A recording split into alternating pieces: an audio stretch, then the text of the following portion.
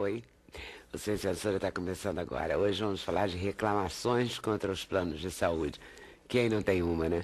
A ANS, a Agência Nacional de Saúde Suplementar, suspendeu em julho a venda de mais de 260 planos de saúde de 37 operadoras, tudo por conta do descumprimento dos prazos máximos de atendimento. A Carla Soares é diretora adjunta de normas e habilitação de produtos da ANS. Ela vai explicar esses prazos, vai falar de outras regras que devem ser cumpridas pelos planos, como a migração e a adaptação de contratos, por exemplo, e a manutenção dos planos para aposentados e trabalhadores que foram demitidos.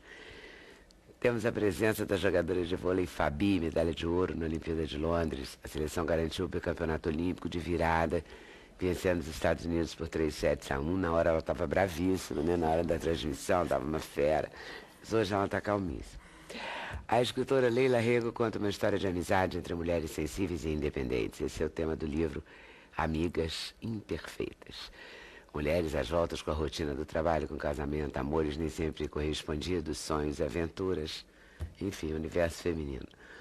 O cineasta Marcelo Galvão trata de sonhos no filme Colegas, grande vencedor do Kikito de melhor longa esse ano.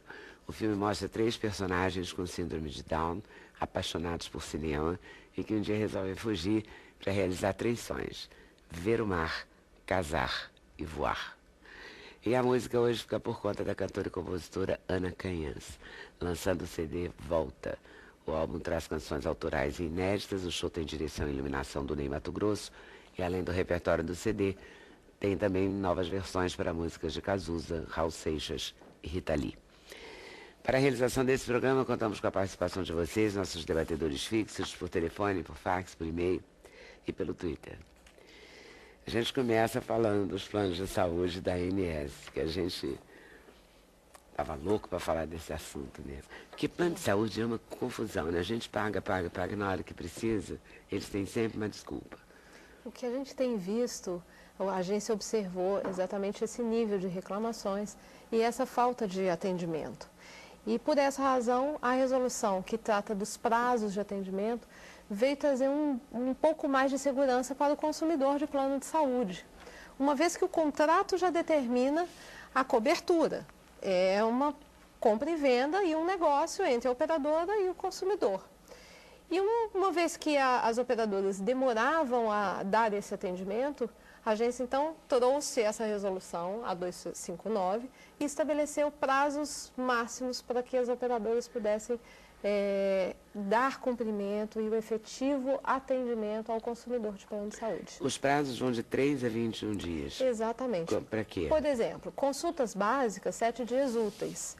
Agora, uma cirurgia, um exame de alta complexidade, 21 dias úteis. E por aí vai. Consultas com demais especialidades, 14 dias úteis. E esse rol traz exatamente todos os prazos. 3 dias para exames básicos laboratoriais, um hemograma, por exemplo, são 3 dias úteis. As operadoras têm que disponibilizar um profissional para o atendimento nesses prazos. Agora, o importante, Leda, é ficar muito claro que não é com o profissional de preferência do consumidor, porque muitas vezes aquele médico tem uma agenda muito cheia. E o que a operadora é obrigada a garantir é a prestação do serviço de saúde. Ela pode ter 20 cardiologistas, por exemplo, e todo mundo só quer um. Mas ela tem que garantir uma consulta com o cardiologista. Com pelo menos um. Com pelo menos um, não com aquele específico da preferência. Muitas vezes o consumidor prefere esperar 2 meses para ser atendido pelo médico de sua preferência. Mas se ele não quiser esperar, esses prazos têm que ser cumpridos. E como é que vocês estão fiscalizando isso? A gente monitora o cumprimento desses prazos, nós recebemos as reclamações lá na agência e toda reclamação ela é classificada. Pode ser uma reclamação sobre reajuste, pode ser uma reclamação de cobertura, negativa de cobertura, como tem a reclamação também de prazo de atendimento. Não estou conseguindo marcar um exame, não estou conseguindo marcar uma cirurgia. A partir da classificação dessas reclamações, a gente identifica a prática reiterada das operadoras. Ou seja, cada reclamação já gera um processo administrativo para apurar se houve infração ou não. Havendo infração, a operadora é punida com multa de 50 ou 100 mil reais. 100 mil se for urgência e emergência. Mas eles pagam essas multas? Pagam as multas, pagam as multas. Finalizado o processo, transitado em julgado, se não pagar, é inscrito em dívida ativa. Eles pagam as multas. Além da multa individual por cada reclamação, nós monitoramos, então, o cumprimento por operadora, por plano, por produto vendido, se é o plano A, B ou C, do cumprimento desses prazos. Portanto, a operadora que tem essa prática reiterada de não cumprir os prazos, ela pode sofrer outras medidas administrativas, como essa que nós tomamos em julho, de suspensão da comercialização do produto. Quando a gente compra um plano, a gente às vezes até se sacrifica para pagar mais para ter atendimento num determinado hospital, numa emergência, por exemplo. E aí, num determinado momento, esse plano resolve que não vai mais ter o convênio dele com aquela emergência. Isso é legítimo? A Lei 9656, a lei que rege os planos de saúde, ela traz regras para o credenciamento de entidade hospitalar, não dos serviços, porque muitas vezes o hospital ele é credenciado só para o pronto atendimento. Então, ele não é classificado como um atendimento hospitalar, ele é classificado como atendimento de pronto-socorro. Quando o hospital é credenciado para atendimento hospitalar, esse hospital só pode ser retirado da rede que está disponibilizada ao consumidor mediante autorização prévia da ANS. Agora, os outros serviços, seja um médico, seja uma clínica de exames, ou mesmo um serviço que está disponível dentro de hospital, mas é só o serviço contratado e não é o atendimento hospitalar, ele pode ser alterado de acordo com a negociação entre as partes, que é entre a operadora e o prestador de serviço. O importante é que o consumidor seja comunicado dessa alteração. Ele tem que receber a informação. E hoje a gente determina que as operadoras disponibilizem no seu site, em tempo real. As de grande porte já estão obrigadas a fazer isso e as outras de pequeno e médio porte a partir de dezembro deste ano. Ou seja, toda a rede de prestadores, seja hospitalar ou não hospitalar, tem que estar no site da operadora e tem que ser atualizado em tempo real, tendo a informação para qual serviço aquele prestador é contratado. Isso vai diminuir muito esse problema da pessoa olhar o livrinho, ver um determinado hospital, achar que aquele hospital está disponível para um atendimento de pronto-socorro, por exemplo, e chegar lá, não, esse hospital não foi credenciado, não foi contratado para pronto-socorro, ele foi contratado só para cirurgia eletiva, por exemplo. Então, hoje as operadoras estão obrigadas a deixar isso claro no seu site, a informação da rede, mesmo para aqueles que não são consumidores dela. Então, não tem que colocar o código do cliente, o número da carteirinha, qualquer um pode entrar no site da operadora e buscar quais são os hospitais credenciados, para quais serviços aqueles hospitais estão credenciados. Até mesmo para escolher a compra do plano de saúde. Por exemplo, se você, Leda, quer comprar um plano de saúde, está em dúvida qual eu vou comprar, você vai no site de várias operadoras que as pessoas já te indicaram, alguém referenciou, e busca informações para ver se te atende.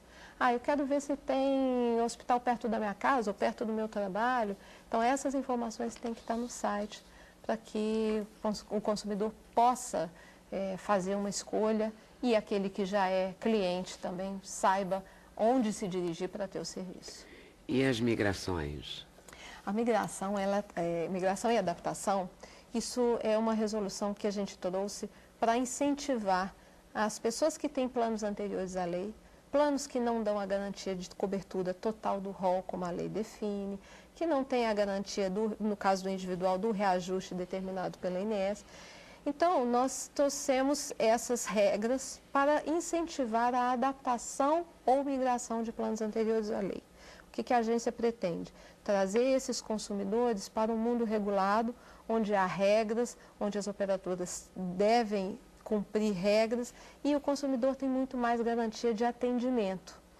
Então, ele pode decidir por adaptar o seu contrato ou seja, ele permanece da data de vigência lá de 1995, por exemplo, mas ele se adapta, tem um aditivo contratual para que ele seja adaptado a todas as regras da Lei 9656, e aí ele passa a ser regido pela Lei de Planos de Saúde, ou então ele muda mesmo de plano, abandona aquele contrato, assina um novo contrato com a operadora. Mas isso é complicado, porque quando você vem para um plano novo é caríssimo.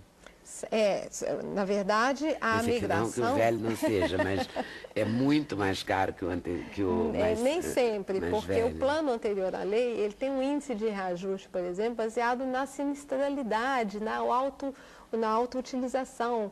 E o reajuste desses planos anteriores à lei não são acompanhados e controlados pela agência.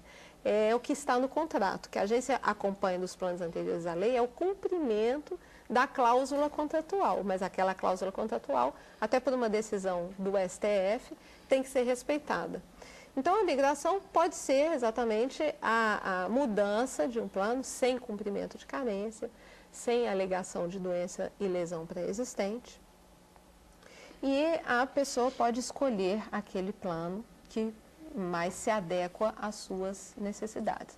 São duas opções: aditivar o contrato antigo ou mudar para um plano novíssimo.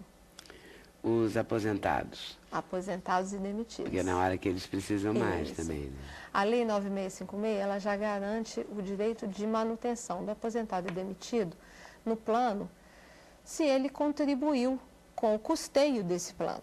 O que a agência trouxe agora foi regras mais claras, deixar claro para esses consumidores, usuários de plano de saúde, quais são os direitos dele, a forma de exercer esse direito, qual o prazo que ele tem para exercer o direito, e trouxemos uma novidade, a portabilidade especial. Muitas vezes ele permanece no plano como aposentado e demitido, mas decide mudar de plano, e muitas vezes quando decide mudar de plano, teria que cumprir novas carências. A agência, então, nessas regras, trouxe a portabilidade especial. Este aposentado e demitido, ele tem o direito de se manter no plano ou mudar para um outro plano sem cumprir novas carências. Isso é muito importante, para que a gente possa garantir uma circulação, uma troca, e que o consumidor se sinta livre para realmente estar no plano que melhor o atenda. Olhando ela falar assim, parece que é fácil. É. Tão explicadinho que parece que é fácil. Em casa eu pago o plano da minha mãe e os aumentos anuais são impressionantes, assim, pela idade, né, conforme vai passando a idade. E tem aniversário do plano, né? Tem tudo, só falta ter um bolo, né? Mas escutando ela falar, absurdo. parece tão simples. Não, é só fazer assim, só fazer assim. Mas eles não cumprem. Eu acho que falta um pouco também de informação para o consumidor, para o usuário. Né? A agência, ela tem buscado muito isso, fortalecer o acesso à informação e transmitir. Então, no nosso site, a gente sempre procura divulgar as novas regras. Cada vez que a gente lança uma RN, a gente divulga amplamente, deixa isso no site. A gente tem lá perguntas e respostas muito amplo. E temos também o próprio atendimento de Fale Conosco pelo site, é possível fazer perguntas. Porque é importante que o consumidor esteja empoderado das informações, dos seus direitos, também dos seus deveres. Mas é muito importante que ele saiba, exatamente para não ter essa dificuldade para entender as regras, que muitas vezes no contrato não dá para entender as letrinhas pequenininhas, né? Não dá para entender muito. O contrato é muito complicado, porque você fala, você tem que saber se aquele hospital é credenciado para isso, para aquilo. Vai saber isso. Por isso que a gente agora disse, vai saber, agora a gente determinou, vai ter que estar claro no site, no contrato não tem como.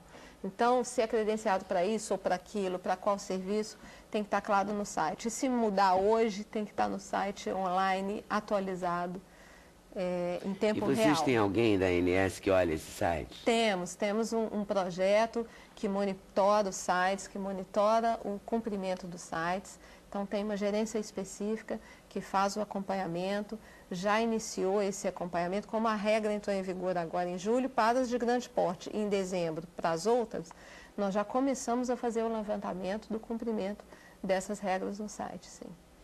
E tem que acompanhar, né? Ah, Porque com eles certeza, armam, né? com certeza, com certeza. E essa coisa do aposentado ficar, ele fica com o plano, o demitido? A própria lei já dá o direito. O demitido sem justa causa, ele pode se manter no plano pelo período, no mínimo de 6 meses, no máximo de 2 anos, na proporção de 1/3 do tempo que ele contribuiu para o plano de saúde. Então, ele tinha um plano que o seu empregador disponibilizava, ele pagava uma parcela da mensalidade, ou pagava a mensalidade quase que na integralidade. Quando ele é demitido sem justa causa, ele tem o direito de se manifestar em 30 dias se quer permanecer no plano de saúde. Em o fazendo, lhe é permitido ficar na proporção de 1/3 do tempo que ele contribuiu. Mas, se esse 1/3, por exemplo, for menos de 6 meses, está garantido 6 meses. Se esse 1/3 for mais de 2 anos, o limite é 2 anos, que é um limite que está na lei, não é a agência que estabeleceu esse limite. Já para o aposentado, não. O aposentado que permaneceu no plano, contribuiu para o plano por 10 anos ou mais, ele pode se manter no plano sem limite de tempo. Se ele contribuiu por menos de 10 anos, é na proporção de 1 para 1. Cada ano de contribuição lhe dá direito a 1 ano de permanência no plano. Vamos ver, vamos esperar as perguntas. Aliás, queria avisar que vocês podem fazer perguntas, que aí a Carla responde. Não é? Não, não, Fabi? Responde e ganha medalha se responder. É de ouro. De ouro. Fabi, e aí, mais uma de ouro? Mais uma de ouro, graças a Deus. Essa foi com mais sacrifício, mas tá aí. Foi perrengue? Foi perrengue. Foi uma história, a gente falando sobre essa medalha, é uma história completamente distinta da outra, né? A outra em Pequim, 4 anos atrás, a gente também conquistou a medalha de ouro, mas com muito mais facilidade, sem tantos problemas. E essa foi o problema do início até o final ali. E por que você estava tão brava no final? Ai, todo mundo perguntando. Acho pois que... é, porque a gente via de casa, você lá. Na verdade, foi uma mistura de tudo. Acho que teve uma certa... a gente ficou chateado. A gente, como todos, a gente acessa a internet, claro. A gente fica vendo as pessoas criticando, não que as críticas não fizessem sentido, obviamente que elas fizeram porque o início foi muito ruim, porque a gente não estava jogando o voleibol que a gente gostaria de estar jogando, mas antes de mais nada nós somos seres humanos e estávamos tão insatisfeitas quanto as pessoas, né? Estávamos nos questionando, a gente treinou tanto, trabalhou tanto para chegar ali e não estava conseguindo fazer. Mas acho que as pessoas, elas desacreditaram muito cedo e aí a gente ficou realmente sentido, triste. E eu acho que aquele momento ali do final onde eu acabo colocando aquela emoção muito a flor da pele para fora, eu acho que antes de mais nada a gente é ser humano, como eu falei, e às vezes a gente não domina. Mas acho que foi muito honesto, foi muito sincero ali. Eu estava realmente colocando para fora, triste. Mas eu acho que mostrar que você não tinha gostado também é legal fazer isso. Mas eu acho que é isso, é um pouco de... Eu acho que talvez essa descrença das pessoas, pensando por um outro lado, depois, mais friamente, analisando, eu acho que é porque pelo crescimento do vôlei no nosso país. Eu acho que as pessoas realmente começaram a cobrar também, a falar, a reclamar e a elogiar quando as coisas acontecem. E depois, quando a gente voltou para o Brasil, especialmente aqui no Rio, as pessoas gostam muito de esporte, eu sou carioca, tenho uma identificação muito grande. O que eu recebi de parabéns, até hoje, as pessoas falando do orgulho. Eu acho que antes de parabéns, as pessoas estão falando assim, cara, vocês nos fizeram sentir orgulhosos. E isso acho que não tem preço, sabe? E eu acho que eles entenderam, né? Aquele desabafo ali como... Lutaram a beça, né? Foi duro. A gente começou ganhando o primeiro jogo de 3-2 da Turquia. Depois perdemos para os Estados Unidos, que era o grande favorito, né? Era o time a ser batido. Já jogamos contra elas em 4 decisões, perdemos as 4, sempre perdendo para os Estados Unidos nesse ciclo de 4 anos. E depois a gente jogou contra a Coreia, que a gente não perdia há 7 anos. Perdemos para a Coreia. Eu até brinquei que quando as coisas estavam ruins, eu achei que as coisas estavam ruins, elas pioraram. E aí a gente ganhou da China, porque na verdade... De 2 anos para cá, eles começaram a fazer pontuações diferentes, mudaram. O vôlei muda muito a regra, assim. E eles começaram a fazer, assim, jogos de 3-2. Antigamente, assim, vitória era uma pontuação, e uma pontuação para derrota e uma para vitória. Acabou, não tinha mistério. Hoje, se você ganha de 3-2, você perde um ponto na vitória e o derrotado ganha um ponto. Então, assim, isso faz com que se equilibre mais a competição e não possa haver aquela famosa combinação de resultado, né? Que já houve em outras épocas, em outros Jogos Olímpicos.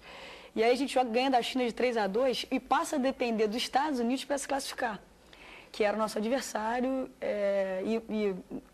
o adversário brigando direto pela vaga era o time da Turquia. E aí os Estados Unidos ganhou e a gente cruza com a Rússia, nosso adversário mais tradicional de todos. Elas em primeiro, a gente em quarto, vindo de uma situação completamente desfavorável. Aí ganhamos num jogo que eu acho que ali o time... um jogo épico, né? Ali foi a virada. Ali o time ganhou uma força que ninguém mais parou. E aí foram 6 match points para o time, deu 5 ou 6 match points para elas, e a gente salvou e teve umzinho e fechou o jogo. Aí depois a gente ganhou uma força, assim, absurda. Eu costumo dizer, assim, eu acho que realmente foi uma vitória tipicamente brasileira. Acho que ninguém mais acreditava no ser nós mesmos, assim. Acho que foi por isso que tamanha identificação das pessoas, porque a gente não desistiu, a gente acreditou, a gente continuou lutando, a gente sabia que a gente podia jogar diferente, que tínhamos treinado para aquilo.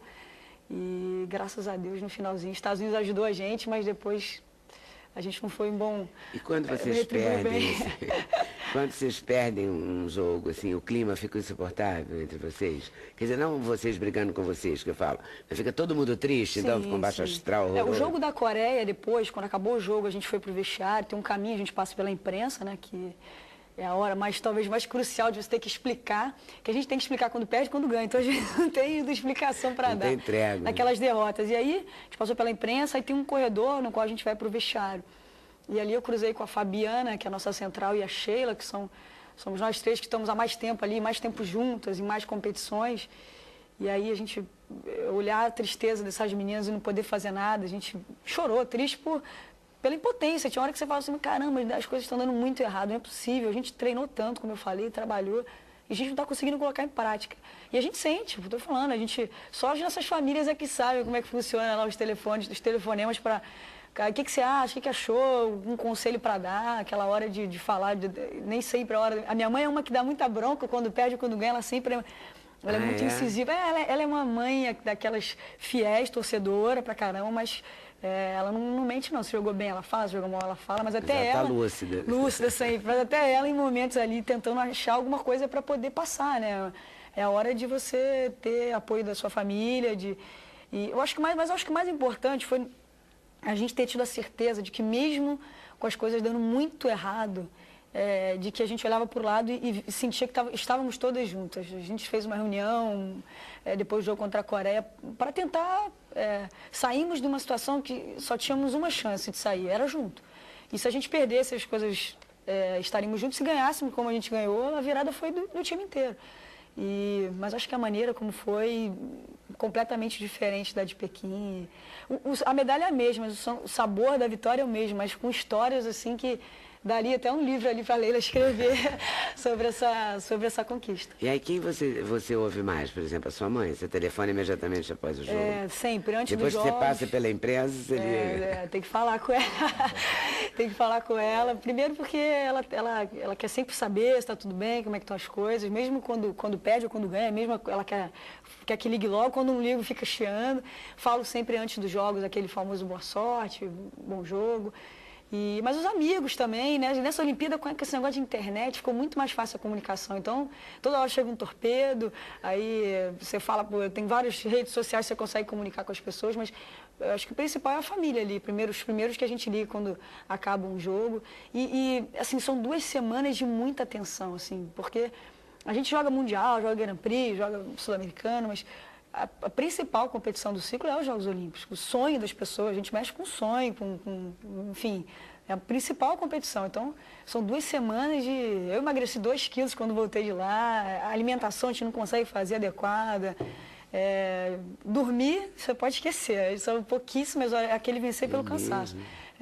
Eu costumo ouvir as pessoas dizer, não, tem que descansar. E a gente descansa, obviamente, tem os descansos, mas dormir antes de um jogo decisivo é só aquelas horinhas necessárias, porque não dá para se manter aberto. Mas a tensão, as coisas, são 2 semanas Mas vale a pena, o que eu posso dizer é que vale a pena. Mas é legal ir na Olimpíada, rola uma confraternização, as pessoas se encontram. Sim, sim, nossa, lá... Se paquera, se olha, tem um pouco, se vê. Tem um pouco de tudo, assim, deve ter paquera, tem... A Jaque, por exemplo, é casada com o Murilo, que é da seleção masculina, mas lá são 2 atletas, lá não tem essa de marido e mulher. Lá Mas são... as pessoas nem se veem, assim, não, se um vê, atleta vê o outro. Sim, e tal. sim, eu tive tempo de tietar até alguns atletas, tirei foto com o Michael Phelps, que eu sou super fã, o Michael Jordan, não, o Kobe Bryant, que eu encontrei na Olimpíada de Pequim, ele assistiu nosso jogo lá contra os Estados Unidos. Dá para você encontrar todos os atletas, os melhores atletas do mundo estão ali na Vila Olímpica. Esse ano a gente não conseguiu encontrar o Bolt, mas... E nem o Federer, que eu tinha o maior prazer em vê-lo, também gosto muito, mas eu sou aquela que gosta, tieta mesmo, tirei foto com a Izibaeva, que é a bicampeã olímpica também, mas dá para fazer um pouquinho de tudo. Porque ali tem mais ou menos, assim, fazendo uma média, tem 12 mil atletas, digamos assim. Acho que ali, brigando por medalha mesmo, só 4 ou 5 mil atletas que estão efetivamente brigando por medalha. Então, os outros têm mais tempo para paquerar ali, para encontrar algum pretendente interessante ali. E aí, assim, vai todo mundo fazer tudo junto, almoçar junto? Sim, sim. As meninas, a gente, nem todo mundo tem essa metodologia. A gente tem como, bota como rotina mesmo. A gente tem café da manhã, normalmente a gente deixa mais livre, porque cada um tem o seu horário. Mas a gente almoça junto, a gente janta sempre junto, na mesma mesa, todas numa mesma energia, sincronicidade. A gente procura fazer tudo junto para estar junto, para estar unido, para estar falando de vôlei ou para estar não falando de vôlei. Acho que é uma forma da gente estar até mostrando para os adversários que a gente está junto. E o café da manhã não é porque tem um dorminhoco, tem um madrugador? Assim? Então, tem algum, por exemplo, eu gosto de acordar mais cedo, a Paula pequena também gostava de acordar mais cedo, tem umas que gostam de acordar mais próximo do horário, mas mesmo o café da manhã a gente acabou fazendo junto, acho que era por causa dos horários do treino, a gente acabou fazendo o mesmo horário. Em Pequim a gente fez o café da manhã mais livre. Mas acho que é porque é a primeira refeição mesmo, cada um tem, como você falou, tem uns que gostam de dormir mais, outros menos. Aí, tem alguém que é mais lento, né, para chegar no café. Eu gosto de acordar bem antes, eu sempre gosto, porque eu gosto de tomar banho, eu tenho uma rotina diferente. As outras gostam de dormir mais um pouquinho, então... Mas a gente procura, o resto das refeições a gente faz junto. E na vida real também você gosta de acordar cedo? Gosto de acordar cedo. Acho que é uma rotina carioca mesmo, adoro praia, adoro programas diurnos, então... Eu sempre gostei de acordar cedo assim, né? Se a gente for treinar às 9h30, eu acordo 1h30 antes. A maioria não acorda 1h30 antes, tenta acordar mais próximo. E eu também tenho cachorro, então tenho que dar uma passeadinha com o cachorro antes de fazer minha rotina de café e tal. Então, às vezes eu gosto de comer um pãozinho quentinho, então eu desço ali rapidinho no mercado e compro. Mas eu gosto de acordar cedo, acho que não é uma coisa que eu faça forçadamente, vou acordar cedo. Às vezes eu tento ficar na cama e não consigo.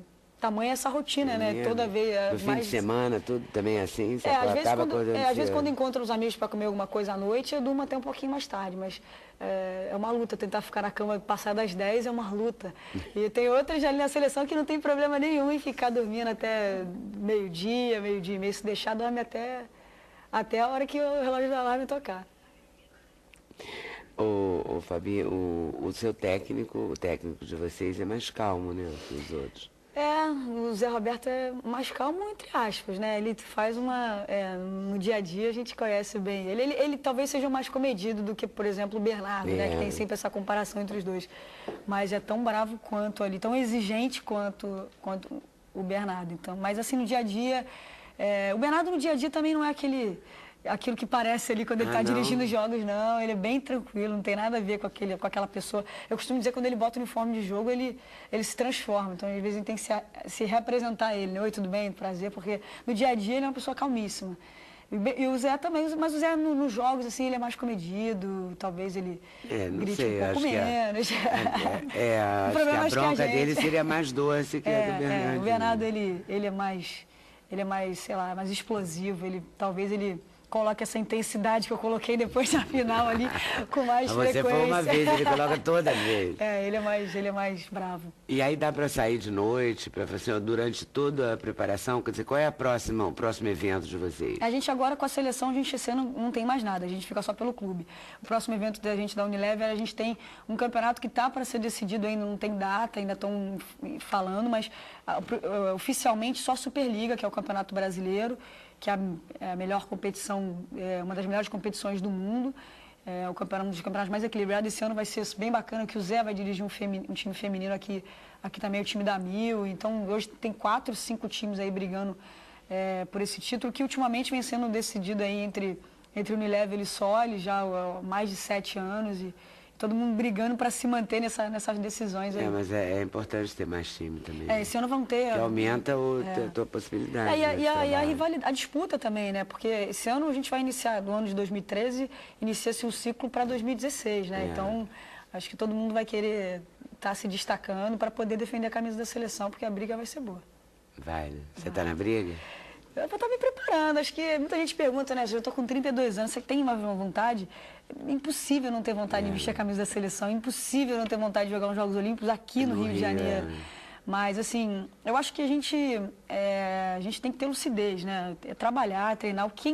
Eu deixo muito claro que essas medalhas olímpicas conquistadas, elas não garantem nada, né? A não ser, né, ser portadora dela, fazer parte da história, mas quem se convoca... É bárbaro, mas quem se mas convoca não garante, é o seu desempenho. Então, tentar continuar jogando pelo time da Unilever, jogando bem, e aí, se o treinador achar que a Fabi tem que continuar, eu vou estar ali brigando. Acho que é impossível não querer, assim, só se realmente você encerrou seu ciclo, se não é isso mais que você quer da sua vida, mas eu não me vejo ainda não querendo mais ou não estando mais em condições de ser convocada, mas a gente vive de desempenho, tem que mostrar ali dentro da quadra. E você leva a mesma rotina o ano inteiro? Praticamente. Com a Olimpíada, sem a Olimpíada, você come igual, dorme igual, treina igual, às vezes, assim? Sim, a maioria sim. Às vezes, de vez em quando você perguntou até se a gente tem vida noturna. Até tem, assim, mas é coisas bem light, assim, um show da Ana, assim, se pudesse, que é, né, mais tranquila. Eu não gosto muito de baladas de noites, assim, eu gosto de show, gosto de teatro, gosto de cinema, não é muito o meu feitio, mas dá para fazer as duas coisas, dá para, às vezes, quando você tem uma folga, que é muito raro, você ter uma folga, mas quando você tem uma folguinha, dá para ir, dá para abusar num dia, mas sabendo que no dia seguinte tem que descansar. Acho que tudo, se a gente fizer balanceando, com equilíbrio, as coisas dá para fazer um pouquinho de tudo. Tá certo. Volta aí daqui a pouquinho. Parabéns. Obrigada. Intervalo? A gente volta já já. Sem Censura, um programa da TV Brasil.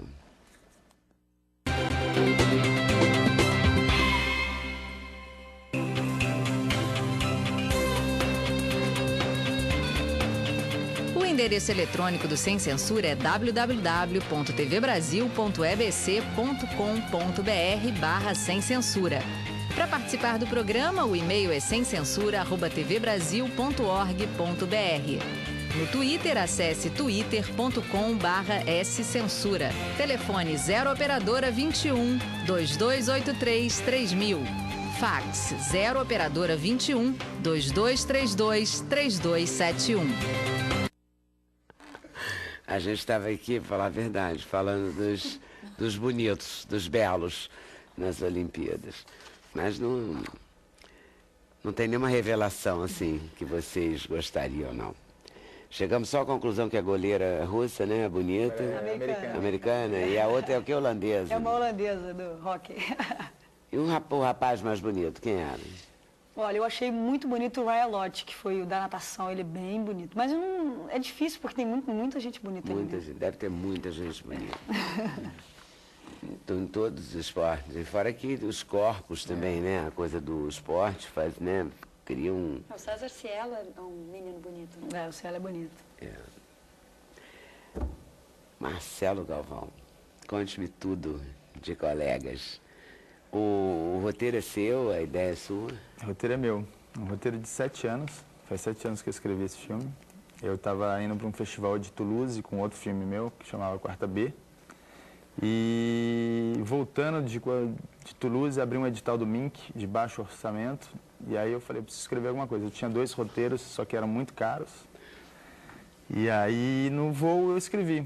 Escrevi, assim, né, a espinha dorsal do filme, né? Escrevi 70 páginas. E aí, depois, essas 70 páginas viraram 120, viraram 160. E aí, escrevi 13 vezes de novo. E comecei a captar, correr atrás de dinheiro para captar. Fiz mais 2 filmes nesse processo, desde que eu escrevi ele até hoje. Eu realizei outros 2 filmes. Que são? Rinha e Belino e o Demônio. Mas Colegas é muito mais, é um filme bem especial, né? Pois é, mas é um assunto que te interessava, você conhecia alguém? Eu fui Como criado assim, com sentei no avião e escrevia? Eu gosto de escrever, né? A minha base, Sim. assim, eu era redator publicitário, né? Então sempre gostei de escrever muito. E eu fui criado com um tio que tem síndrome de Down. Assim, meu tio, ele é aqui do Rio, eu sou carioca, mas eu moro em São Paulo, fui criado em Campinas. E as férias, meu tio, ele passava sempre em Campinas com a gente. E era um momento muito divertido, assim, era um momento muito gostoso quando ele ia para Campinas, porque era uma criança num corpo de adulto. E a gente era pequeno, né? Então, assim, o tio Márcio chegou, ele era engraçado, ele era ingênuo, tinha um coração enorme. E esse momento de felicidade, eu quis escrever alguma coisa que passasse essa sensação. Não que falasse sobre síndrome de Down, né? Ao contrário, o filme ele tem 3 protagonistas com Down, tem mais 60 garotos Down no filme, mas ele não fala sobre Down, ele fala sobre 3 garotos que têm um sonho, cada um com um sonho. São 3 garotos que vivem no instituto com vários garotos sindrômicos e eles amam o cinema, trabalham na videoteca. Aí um dia assistindo Thelma e Luiza, eles resolvem fugir. Aí eles roubam o carro do jardineiro, que é o Lima Duarte, quem conta toda a história, e saem numa aventura em busca de 3 sonhos. A menina quer casar, o menino quer ver o mar e o outro quer voar. E aí eles saem do interior de São Paulo até Buenos Aires, tentando realizar esses sonhos. E foi um filme assim, a gente terminou em 2011, né, de rodar, aí o filme agora está pronto em 2012, a gente foi para Gramado. A nossa primeira projeção foi em Paulínia, porque a gente precisava fazer, porque a gente captou dinheiro lá, então a gente tinha que fazer uma projeção lá. E a receptividade do público foi enorme, assim, o filme foi aplaudido em cena aberta durante umas 3 vezes, foi aplaudido de pé no final. Então isso pra gente foi um super prêmio, melhor do que qualquer outro prêmio que a gente pudesse ter ganho, porque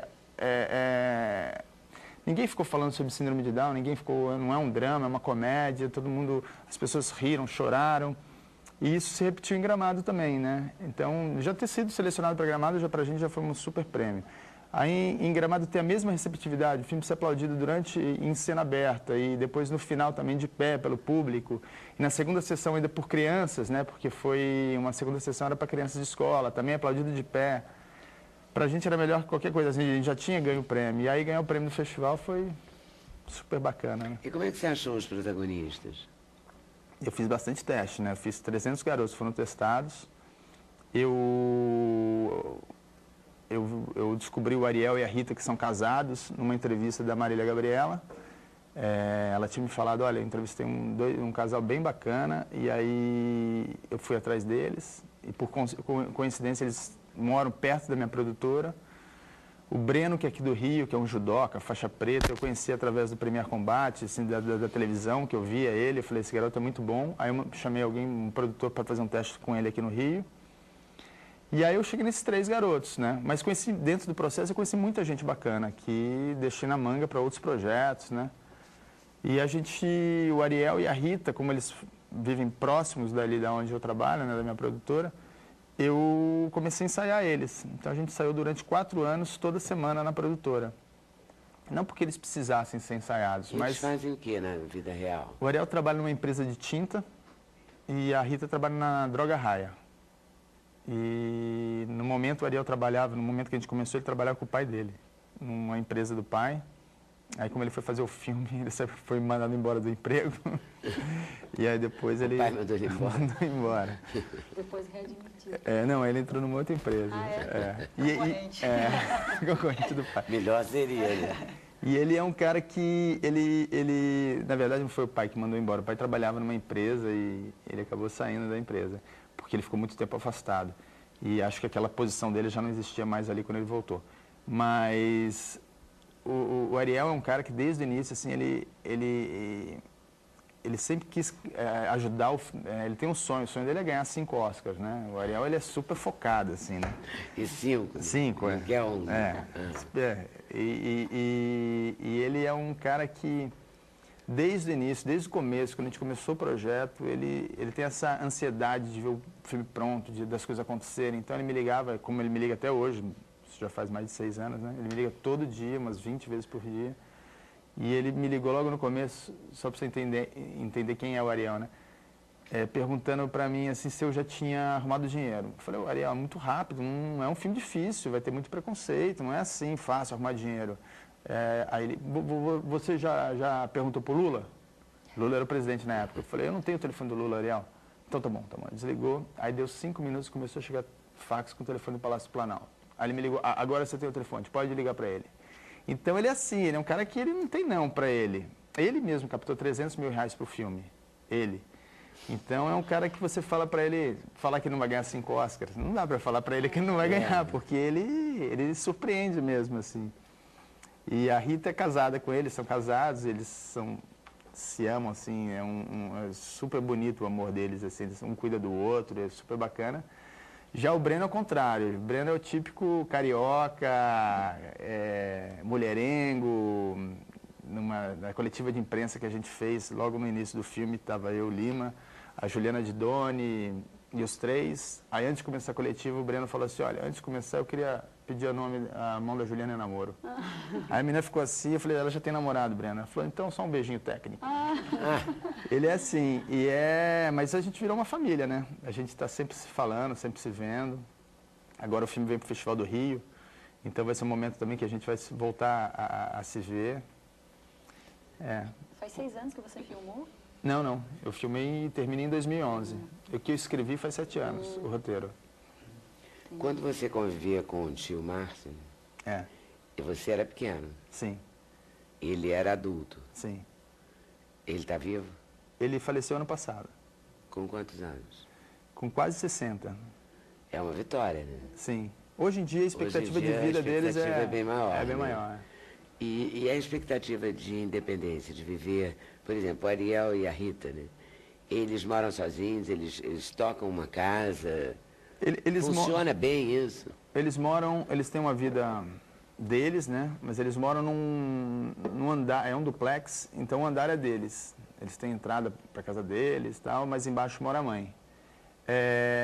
Esse é um problema, assim, às vezes, essa independência, né, mesmo, porque é difícil eles terem uma independência total mesmo, né?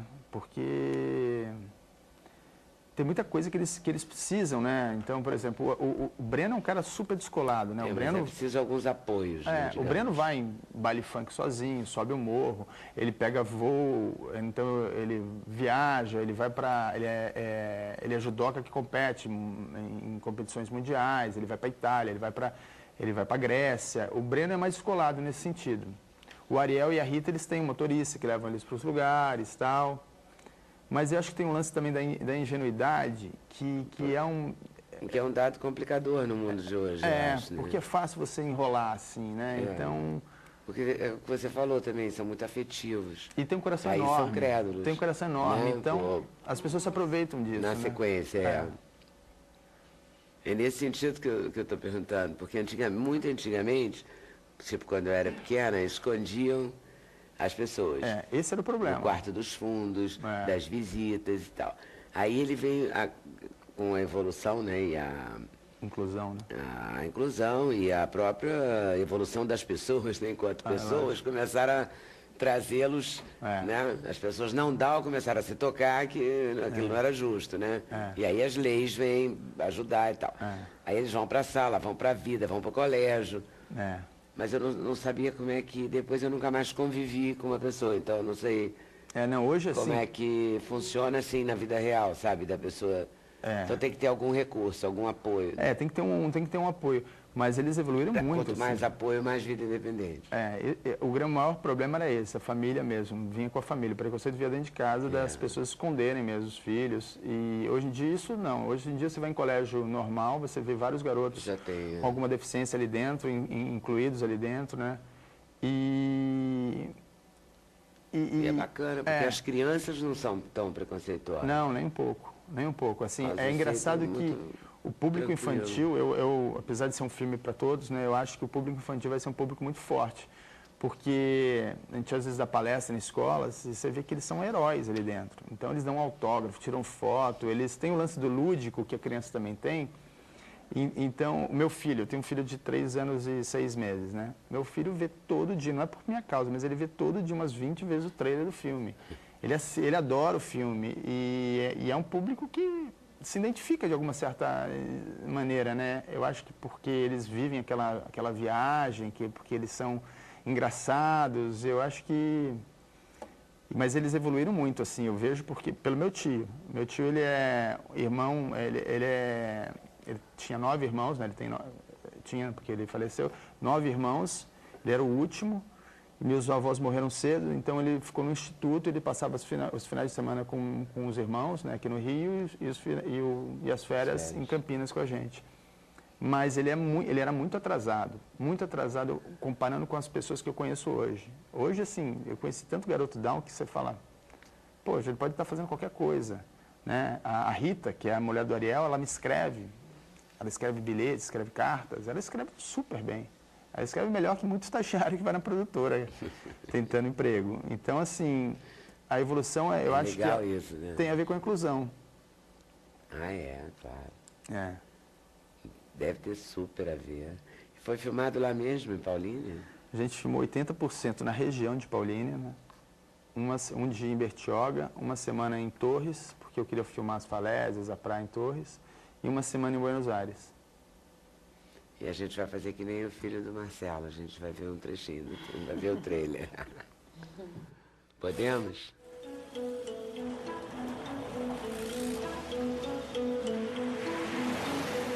Um carro velho e 3 garotos especiais vivem a maior aventura de todos os tempos.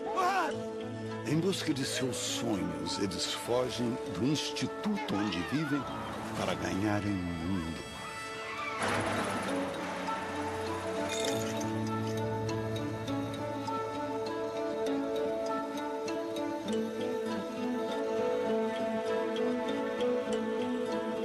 Stallone quer ver o mar para reencontrar sua mãe que mora em Atlântida. Márcio deseja voar para ajudar os seus pais a construírem a sua casa na Lua. Aninha busca desesperadamente um marido que saiba cantar. Brincando de bandido e mocinho, eles vivem as mais divertidas e engraçadas situações até conseguirem o que querem. Assim, da noite para o dia, Stallone, Márcio e Aninha tornam-se os fugitivos mais procurados do país, virando um caso que só a polícia especial poderá resolver. Vem cá.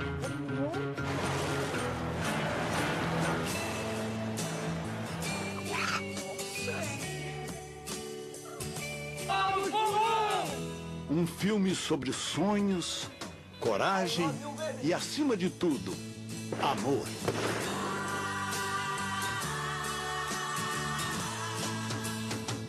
Embarque nessa aventura conosco.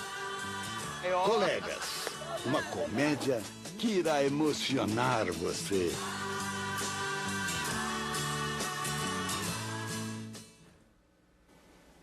Belo, hein? Esse não é o trailer, esse é um teaser que a gente fez logo no início, né? A gente veio fazendo vários teasers, né, para poder tentar vender a ideia. Hoje a gente já tem um trailer que é mais trailer mesmo, né? É. Eu devia ter trazido né, esse. ficou pronto agora também. Não tava, né? Ficou pronto agora. Tá bom, intervalo? Pode ser, Cris? Então, intervalo, a gente volta já já. Sem censura, o programa da TV Brasil.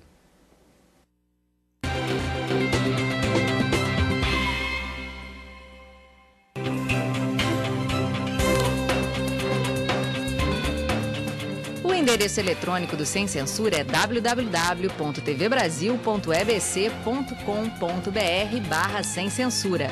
Para participar do programa, o e-mail é semcensura@tvbrasil.org.br. No Twitter, acesse twitter.com/scensura. Telefone 0 operadora 21 2283 3000. Fax 0 operadora 21 2232 3271. A Leila Rego escreveu um livro chamado Amigas Imperfeitas, juntas no amor, na dor e no rock and roll. Como é que é isso aí? Diga aí, Leila. Amigas imperfeitas. Assim mesmo, entre Assim parênteses o IM. Ó. É um jogo de palavras. É. Eu quis brincar com essa ideia que, apesar delas serem imperfeitas, como todo ser humano é, a amizade delas é perfeita.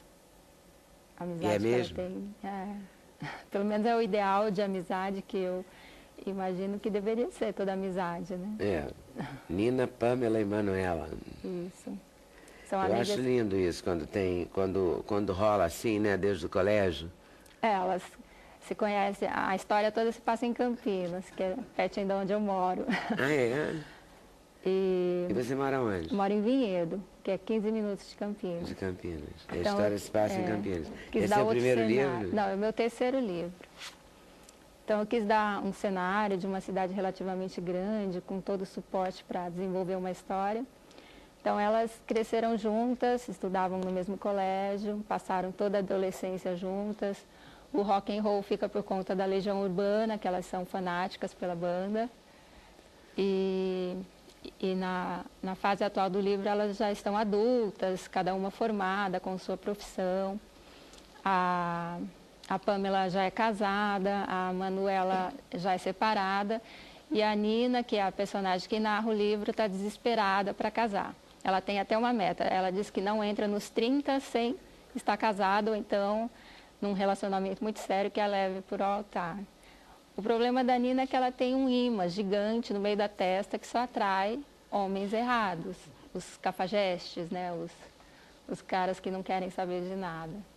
Então, na última decepção amorosa dela, ela está arrasada, assim.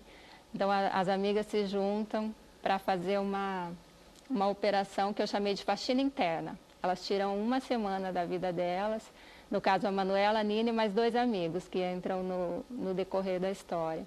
E eles tiram uma semana de suas vidas para fazer uma viagem. E durante essa viagem, a ideia inicial da Operação Faxina Interna era eliminar o Marcelo, o cafajeste da Nina, da vida dela. Só que no decorrer da viagem, cada um vai se autoanalisando e eles acabam descobrindo que cada um tem uma faxina interna para fazer. Então, E ela termina com um cafajeste assim? Vou contar o final do livro. Não, ela consegue desencalhar, afinal? Não, ela consegue durante essa semana eliminar o cafajeste. O cafajestão. Ela vai achar outro. Ah, com certeza, senão você não seria romance. Senão a pessoa não teria cima, né? É uma maravilha. A amizade é uma coisa muito bacana mesmo, né? Os outros livros eram sobre o que, Leila?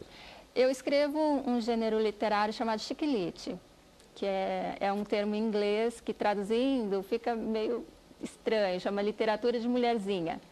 Ou eu gosto de chamar de comédia romântica, mais voltado para o universo feminino. Então, são livros que tratam do cotidiano feminino.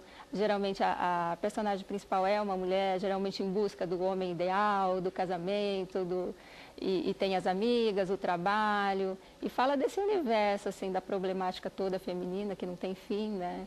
Que tem muito assunto. E se repete de geração em geração.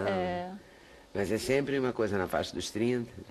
As minhas personagens sempre estão nessa faixa, entre 20 e 30. Eu não escrevo... eu tenho o meu público, os meus leitores, eu tenho leitor de 9 anos e de 80. Então, não tenho um público definido, mas as minhas personagens estão sempre nessa faixa, entre 20 e 30. Você começou a escrever como? Qual é a sua história? Então, é engraçado que eu nunca sonhei em ser escritora. Eu me lembro que quando eu era pequena eu sonhava em ser professora, aeromoça, várias coisas eu sonhei em ser, mas escritora não.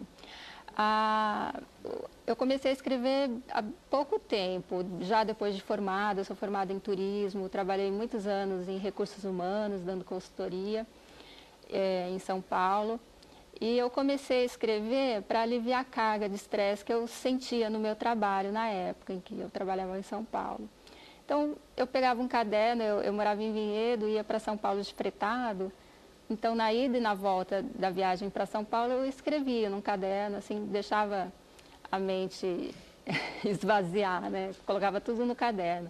E aí surgiram contos, crônicas, eu gostava também de escrever muita história infantil para o meu filho, histórias infantis assim mais leves, sem lobo mau, sem aquelas coisas que abandona a criança na floresta, então eram historinhas bem leves. E aí no meio dessas histórias todas, nasceu a personagem da minha primeira série, chamada Pobre Não Tem Sorte, e eu criei essa personagem e fui gostando dela demais. Aí criei, de repente, um ambiente, depois fui criando um cenário, aí depois já saí do caderno, aí já levava o laptop para o ônibus. Aí quando vi já tinha quase 300 páginas de Word escritas. Aí eu falei, eu acho que eu tenho um livro aqui, né? Não é mais um conto. Aí eu passei o livro para algumas pessoas, amigos mais próximos, né? Mãe, pai, enfim, todo mundo. Todo mundo que leu falou, poxa, não imaginava que você sabia escrever histórias, né? Eu falei, pô, nem eu. Nunca imaginei que eu pudesse escrever. Minha vida era outra, assim, né? E eu achei legal isso que a gente de repente vive uma vida tão regrada ali naquele dia a dia, que de repente a gente não para olhar que você tem um outro lado, né? Então eu meio que me redescobri, me reinventei e hoje eu sou escritora. E aí escreve em casa? Escrevo em casa, eu parei já de trabalhar, hoje eu me dedico integral à literatura, além de ser mãe, esposa e tudo mais. Mas aí é bom, gosta? Ai, adoro.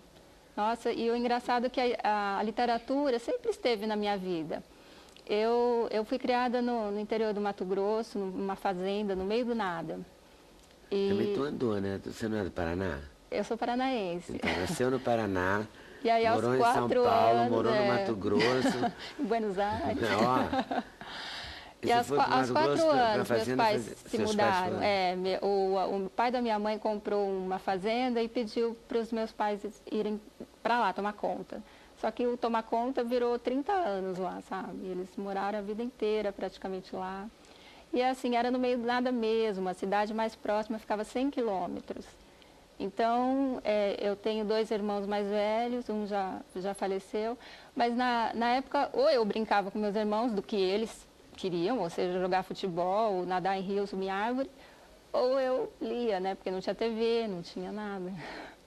Então, os livros estavam presentes na minha vida desde pequena, e com isso eu criei o hábito de ler. Eu sou uma leitora, assim, eu leio 3, 4 livros por mês, eu leio muito. Então, a literatura sempre esteve presente, mas eu nunca olhei para ela. Eu procurei outros caminhos, assim. Mas um dia eu cheguei nela e hoje eu estou super feliz e realizada com o meu trabalho. E quando você foi trabalhar com RH, não é isso? Isso, recursos humanos. Você levou bem? Sim, porque eu gosto, apesar de ser um pouco tímida, eu gosto muito de lidar com pessoas, eu observo muito. Então, o meu trabalho era fazer seleção, entrevistar as pessoas, né, e fazer o recrutamento. Então, aquela coisa de conversar sobre a vida e descobrir se encaixava para o perfil da vaga, eu gostava bastante. Mas chegou uma época que ficou muito cansativo, principalmente por causa da distância, né, que eu morava em Vinhedo e tinha que acordar às 5 horas da manhã para estar em São Paulo às 7. E às vezes ficava horas na Marginal, no engarrafamento. Não chegava nunca em casa. Então, aí isso foi acumulando um estresse, que eu descobri que eu não queria mais isso para mim, que eu queria curtir minha família, eu estava vendo meus filhos crescerem, só vendo um pouquinho à noite, um pouco no final de semana. Então, aí resolvi mudar a minha vida de vez e descobrindo a literatura, eu falei, é esse o caminho, é aqui que eu vou investir. E está feliz? Muito. Muito bom. E já feliz. lançou? Lancei dia 18 de agosto na Bienal de São Paulo. Foi assim, foi lindo, foi uma repercussão que eu não esperava. Muita gente foi ao estande da Gutenberg comprar o livro, me visitar, me dar um abraço. Então, foi muito bom. Muito bem, então. Qual vai ser o próximo? Então, a Fabi até falou assim que é uma ideia para eu escrever meu próximo livro. Durante a final do jogo, eu decidi o tema do meu... É mesmo? Eu estava assistindo ali aquela emoção do jogo como torcedora, eu adoro vôlei. Na minha época de escola, eu jogava handebol, gostava muito, também participava de jogos intercolegiais.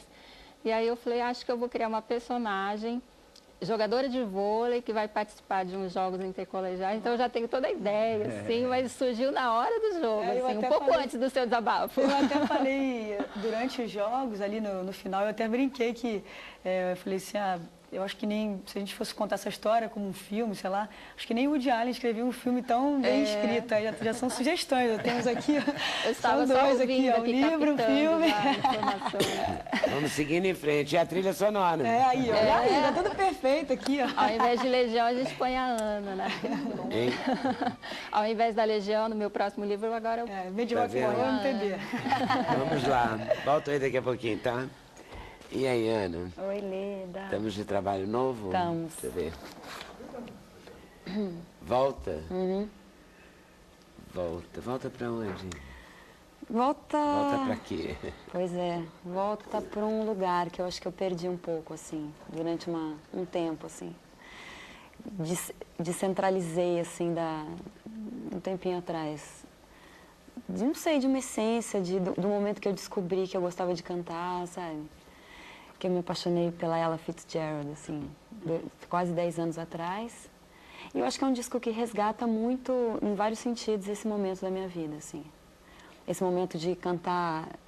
Porque a arte, assim como o esporte, pelo menos o vôlei, né, é uma arte coletiva, né, Leda? Você tem os músicos, você vive a coisa do palco. Enfim, eu cantei na noite em São Paulo há algum tempo e aprendi muito com muitas pessoas que eu pude conviver. Então, esse disco resgatou muito esse meu lado, assim. Aí eu gravei standard de jazz, gravei Edith Piaf, que tem a ver com a história da minha avó paterna, que cantou a vida inteira essa música para mim. E que depois de um tempo é que eu fui perceber esse elo, né, dessa avó paterna que... É a avó que você dedica o disco? Isso, E que veio a falecer há 2 meses atrás também. É mesmo? É muito louco como esse disco tem uma coisa meio cíclica, assim, muita coisa aconteceu nesse sentido, sabe? E foi um disco que eu gravei, Leda, inteiramente ao vivo. Então, assim, geralmente quando a gente grava disco, a gente tem um processo hoje de disco de estúdio que você, muitas vezes, separa os componentes. Então, por exemplo, grava-se primeiro a bateria, depois o baixo, depois a guitarra, sabe? Tudo separado. E, por último, você põe a voz. Quando a base já está pronta, todo mundo já tocou, aí você põe a voz. Então, é uma coisa, para mim, um pouco estranha, que foi o jeito que eu fiz meus discos anteriores. Porque a base já está pronta e você vai cantar em cima dessa base e essa base não vai responder à tua interpretação. Ela não tem variação. É muito diferente gravar ao vivo, que ela é o processo não é flexível, do... Isso. Né? Ela não tá responde, pronta. você pode... É muito difícil... Se você se emocionar no take, sabe? É uma coisa gravada, que está gravada.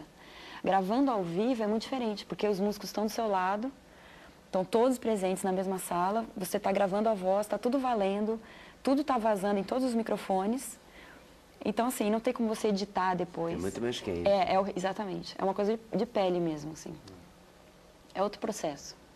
E foi a forma como eu fiz esse disco, foi inteiramente ao vivo. E aí tem algumas faixas que a gente gravou com um microfone só. Todo mundo em volta, assim, do microfone, um microfone só, como se fazia em 1930, 1940, né? Billie Holiday, né? Frank Também, Sinatra. como os músicos faziam. Eles faziam, porque só Aquele existia um canal. microfonão, Isso. Porque só existia um canal naquela época. Então não tinha outro jeito de fazer. Ou você gravava ao vivo, depois eles inventaram outros canais e aí possibilitou que você fosse gravando tudo separado, né? E foi um disco que eu também gravei fora de um estúdio. Eu fui para casa de um amigo meu que mora aqui no Rio, em Vargem Grande, no pico de uma montanha e no meio da Mata Atlântica, assim, pertinho do sítio dos Novos Baianos, do sítio do vovô. Ele mora muito próximo, então aquela região tem um borogodó lá, tem. Não sei se os insetos são mais musicais, mas aconteceram muitas coisas nessa gravação do cachorro do Aurélio latir no espaço das gravações que eu não estava cantando, daí o cachorro latia, o Inácio. Então isso está tudo no disco. Você ouve. O Inácio é o cachorro, sensacional. Muito bom. E, então o Inácio ele uiva. latia entre Ele participa do disco e E maravilhosamente, porque ele late no tom, é muito estranho.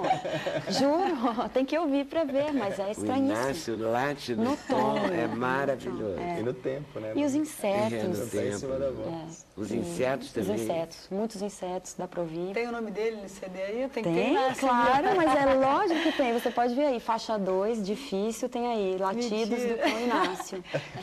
Gente, mas foi muito especial. Então foi um processo, sabe, assim, Leda, foi um exílio. Não é que tem mesmo?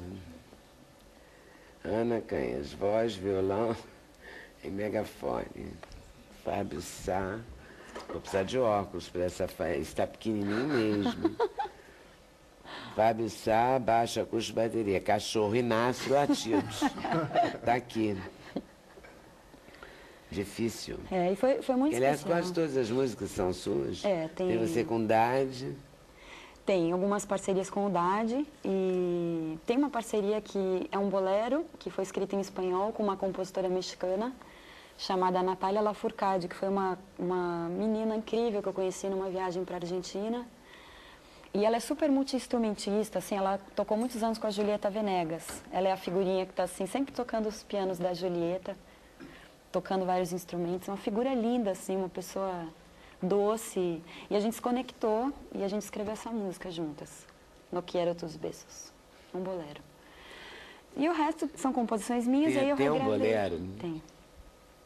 E aí tem uma composição que eu fiz em francês, usando o Google Translate.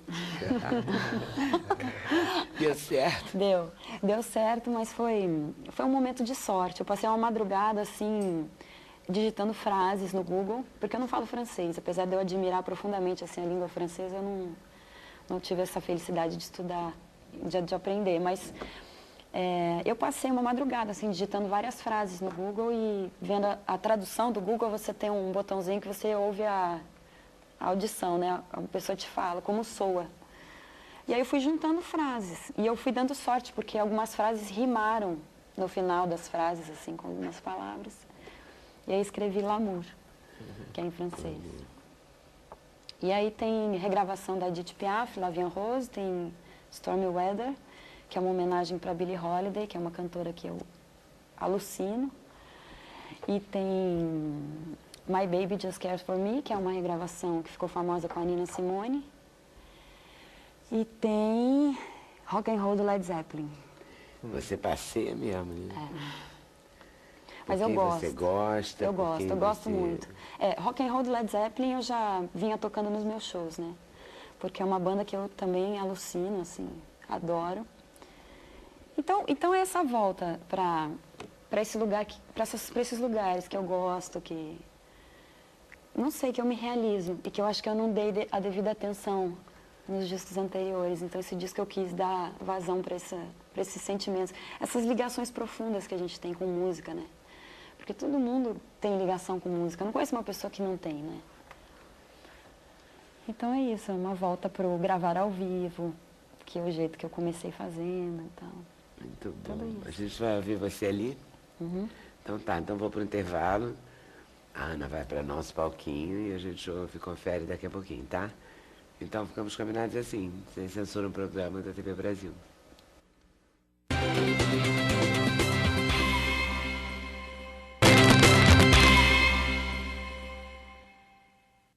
Animadíssima a conversa aqui. Parece que tem um jazz ótimo, né? Não sei aonde. Estão se animando. Vamos abrir com a Ana. Quer cantar de uma vez? Abrindo o bloco, depois eu te exploro mais no final. Obrigada. Ana tem o auxílio luxuoso. Fabá Jimenez e Fábio Sá. Não, Jimenez, né? Fabá Jimenez e Fábio Sá.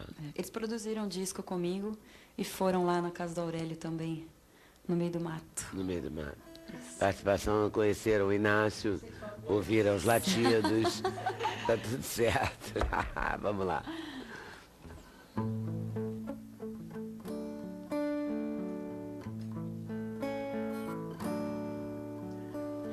Tudo do avesso, tudo certo, tudo no começo, te espero. Vai ser assim, vai ser bom te ter até toda intenção, uma sensação. Sou só som, amor transbordando. Uma sensação. Sou só som, amor transbordando. Rouca como a minha, louca como a nossa, e não há quem possa entender.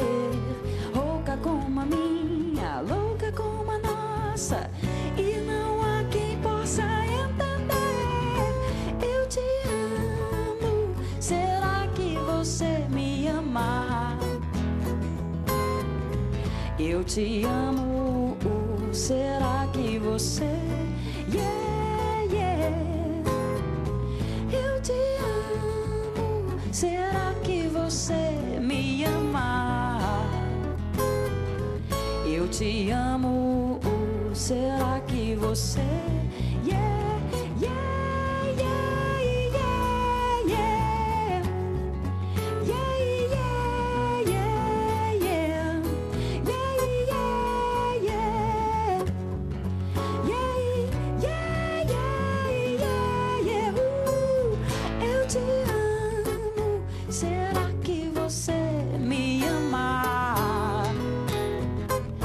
Te amo, será que você...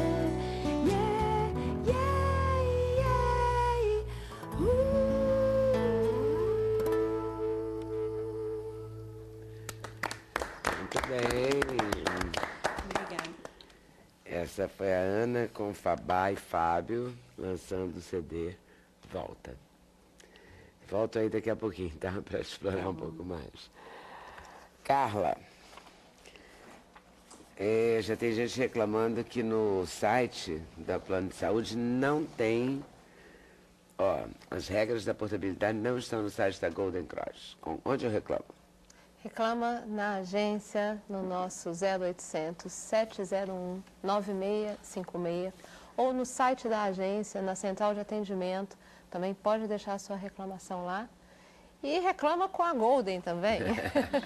0800 701 9656.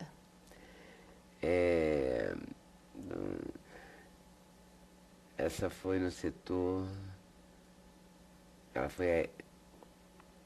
Como é que é? Esteve na ANS, no Rio tem ANS. Sim. Ficou perplexa porque teve em 2 setores para tomar informação, não foi atendida. Não foi atendida pela Juliana, que caminhou para o setor de protocolo. No protocolo, foi atendida pelo Leandro, que não sabia o que estava fazendo ali. Ambos são de setores de informação, não sabem informar, tentaram me empurrar de um lado para o outro. Não permiti, mas fico imaginando o que eles fariam com a minha mãe, que tem 80 anos. Miriam, nunca se sabe, né? Mas tem que funcionar, sim, né? Nós temos lá o setor de atendimento ao consumidor e temos também o núcleo de atendimento da ANS. Então, no mesmo endereço, mas no primeiro andar, é o núcleo de atendimento, onde recebe as reclamações. A ANS autoriza consultas médicas via TV? Como assim, via TV? Tem medicina via TV? Não entendi a pergunta. Com o médico em outro local, moro no Rio, minha mãe mora em Belém do Pará, o plano de saúde dela, Rap Vida, disponibiliza consultas via TV. Pode? Consulta não deve poder não, se a Carla Soares da ANS não sabe, né? Na não verdade, deve permitir, né? Existe, aí o Conselho Federal de Medicina é que determina as regras. Então, é bom a gente verificar se esse tipo de consulta, por exemplo, por telefone, por televisão, ou seja, sem a presença do paciente junto ao médico, se isso é recomendado pelo Conselho Federal de Medicina. Isso aí tem mais a ver com a prática médica, com o código de ética médico e que é determinado pelo Conselho Federal de Medicina. Seguro de saúde adaptado, na cláusula referente aos dependentes do beneficiário, não há qualquer restrição referente à idade nem ao estado civil dos mesmos. Recentemente, um dos meus filhos se casou, essa Maria Célia, escrevendo, e permanece nesse plano de saúde. Posso ter algum problema em relação a esse fato? a inclusão de dependente ou a permanência de dependente depende da cláusula. Como ela disse aí que na cláusula do contrato não há qualquer restrição, não se pode estabelecer uma regra que não está prevista em contrato. Certo, Fabi, o povo lá de Porto Alegre, Doris e Roberto dando parabéns. Qual o segredo para sair de uma eliminação quase certa e surpreender o mundo todo com ouro? Isso aí... Márcio Novo Hamburgo. Segredo, eu acho que, sei lá, não sei se foi segredo ou foi realmente um poder de reação que a gente mostrou, como eu disse, tipicamente brasileiro. Por isso que eu acho que essa medalha, eu sou portadora dela. Acho que todos nós ali somos... Acho que nós brasileiros, de forma, de fato, podemos nos considerar vencedores, porque só a gente é que sabe, só a gente que acredita, né? Só a gente é que tem... Parece que quando as coisas estão ruins, tendendo a estarem ruins, a gente tem um poder de reação absurdo. Você tem outros exemplos no esporte, assim, futebol, muitas vezes, quando o futebol foi para a Copa do Mundo como favorito, ele não conseguiu vencer. E quando ele saiu do Brasil desacreditado, quando as pessoas falam, não vai dar certo, eles mostram um poder de reação. Não sei se acho que tem uma influência totalmente brasileira nessas reações aí. O segredo é ter nascido aqui. Esporte é incrível, né, nesse sentido. Marcelo, então, a estreia é dia 9 de novembro do filme Colegas. Isso, 9 de novembro no Brasil todo. Espero que lote, né? Porque o cinema tem isso, né? Se você não for na primeiro final de semana, no próximo final de semana você sai de metade da sala de cinema. Então vá na primeira semana. No dia 9 de novembro assista o filme. O livro da Leila, Amigas Imperfeitas, já está nas melhores casas do ramo? Sim. Não é? A gente já deu o telefone da ANS. Enfim, agora a gente vai encerrar a cantante, né? A cantante Ana Canhães vai cantar pra gente. Certo? Então, agradecendo a vocês por terem vindo, super obrigada. A vocês por estarem nos assistindo. Obrigada a vocês. Boa tarde, boa noite, até amanhã, se Deus quiser, aqui na TV Brasil. Ao som de Ana, com seus auxílios luxuosos.